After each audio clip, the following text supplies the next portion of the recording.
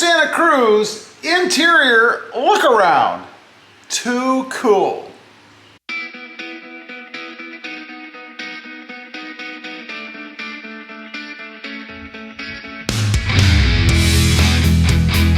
Well, good afternoon everybody, and welcome back to Rob Motive MT. And that's right, today we're going to take a little look around at the interior of the Santa Cruz. This is the new 2022 Hyundai Santa Cruz. Some call it a truck, some call it an SUV. I think Hyundai calls it an SAV. But anyway, we're going to take a look around in the inside. Now, first of all, you guys may notice there's an emblem missing here. No, it didn't fall off. Nothing nefarious happened. I'm actually doing a mod on that. So if you want to see what it is I'm doing, well, then you'll have to stay tuned. But let's get to the point of the video. The Hyundai Santa Cruz interior look around. Let's start in the front. As soon as you open the door, you see this cool little symbol on the dash. Of course, that's telling you that the door is open. And I love the way this dash is set up. You may notice I still have the protective film over it, so it might look a little dull. I do need to change that out. Of course, we have the center stack, the radio, all of the controls, everything right there prominently in the front.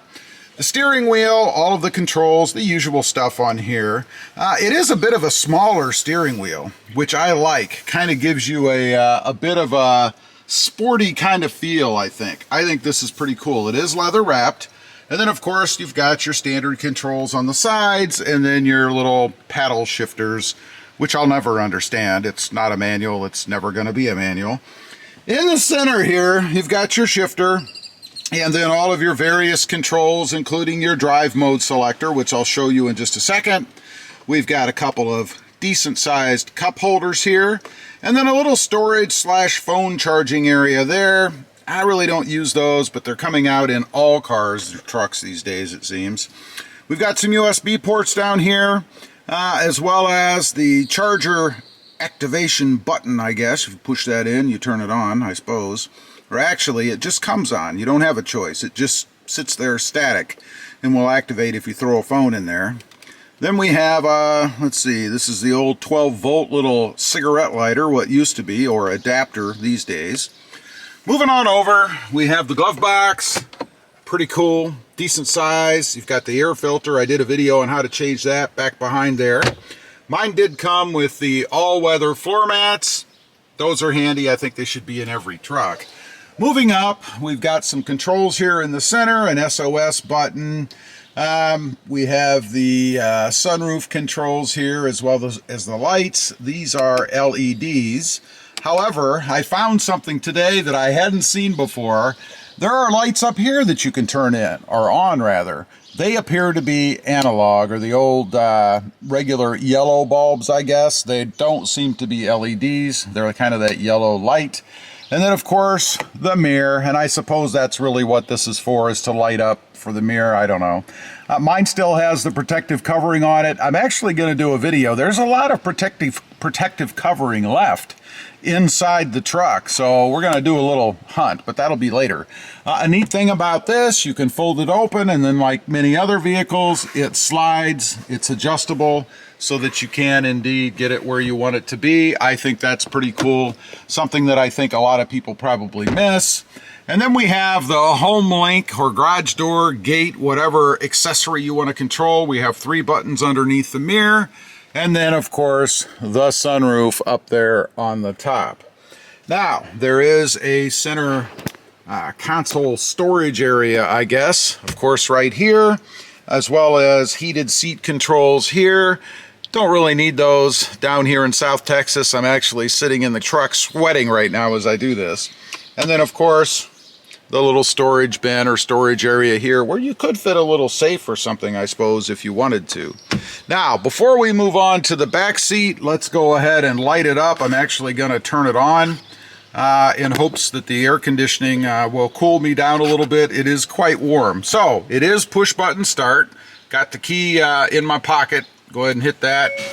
Everything should light up. We need to get rid of the radio. Going to confirm that.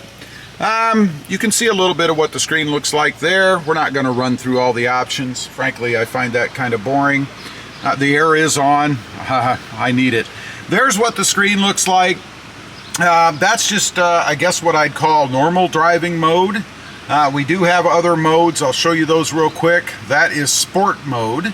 I love the red dash. That is pretty cool. Let me close the door so we can maybe get rid of a little bit of glare there. But you can see the red dash. I think that's pretty neat. That's sport mode.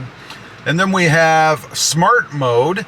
I guess that must be some sort of eco-friendly system. It goes back to the light blue. And then we have snow mode. I guess if you live in an area where you get a lot of snow. So far, I've been keeping mine on the normal mode. I need to experiment a little bit more with that sport mode. One thing I want to point out about this, and others have commented as well, the gas gauge is actually right there. I could not find it right away when I first got the truck, so I kind of had to search a little bit, but it is right there. Kind of obscure. I wish it were a different color, like maybe orange, red would be even better, something like that, so it showed up a little more. And then you have a fuel economy gauge down there, and I believe you can customize the screen a little bit.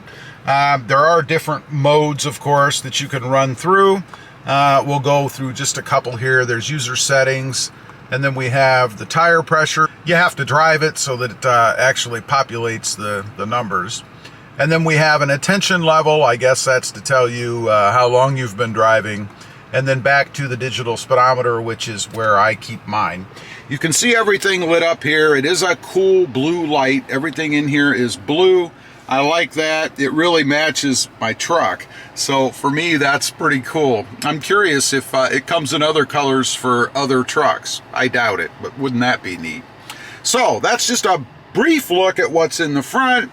Of course, one other thing, we have a few controls over here, traction control, lights for the bed, other stuff like that. And then down to the side, we have the door controls for the windows and the mirrors and all that good stuff. Let's take a quick look in the back. Starting in the back, you've got the door, of course. Nice, decent sized cup holder here. We do have the all-weather mats back here too, and then the pockets on the back of the seats for stuff. I believe if you go with the next highest trim level, you get some USB ports and things down there. I do not have them in this version. One thing I want to notice on the side here, if you haven't figured this out yet, maybe this thing's slopping around, making a lot of noise when you have your windows down, there is a clip right here to go ahead and stick the seatbelt in when it's not in use, to kind of keep it from blowing around and making noise and stuff, in case you didn't know. There is under seat storage. Go ahead and release this. Show you what that looks like under here. This is, of course, the driver's side. Nice deep well storage area there.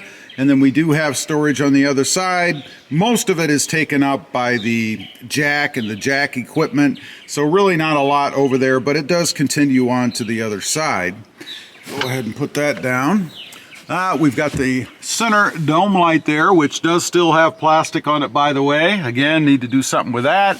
And then a manual sliding window with rear defogger back there. There is also a child hold down, or a child seat hold down right there. If you have small ones and you need to put a car seat back here. Otherwise, it's really pretty standard. Looks like we have some more plastic down here to deal with. It's going to be fun to do the little Easter egg hunt to see what we can find. And that's really it. A little more plastic there too. Looks like I have a lot of final cleanup work to do.